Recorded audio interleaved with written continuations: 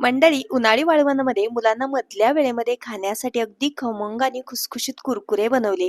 त्यासाठी 2 कप तांदूळाचं पीठ एका कढईमध्ये काढून त्यामध्ये 3 कप भरून इतकं नॉर्मल टेम्परेचरवरचं पाणी घालून याला व्यवस्थित मिक्स केलं.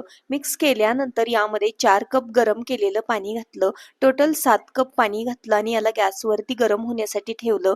जसं जसं हे शिजत येईल तसं घट्टसर होतं. घट्टसर वाटतंय त्यामुळे आणखीन 2 कप पाणी घातलं. व्यवस्थित मिक्स केलं. टोटल 9 कप पाणी घातलं. यामध्ये चवीकरता मीठ घातलं, अर्धा चमचा ओवा, अर्धा चमचा कलोंजी म्हणजेच काळं जिरे घातलं. व्यवस्थित मिक्स करून झाकण ठेवून लो गॅसवर 4 ते 5 मिनिटासाठी वाफ काढली. एकदा मधून हलवून घेतलं आणि पुन्हा एकदा 4-5 मिनिटासाठी वाफ काढली. टोटल 10 मिनिटासाठी याला वाफवून घेतलं. पूर्णपणे थंड केलं आणि एका मिठाच्या कॅरी बॅगमध्ये मिश्रण भरून याचे कुरकुरे बनवून घेतले. काही कुरकुरे तळून दाखवते. तळल्यानंतर कुरकुरे छान फुलले जातात. त्यानंतर लाल मिर्च पावडर, चाट मसाला टाकून खाऊ शकता. व्हिडिओ आवडला असेल तर लाईक करा.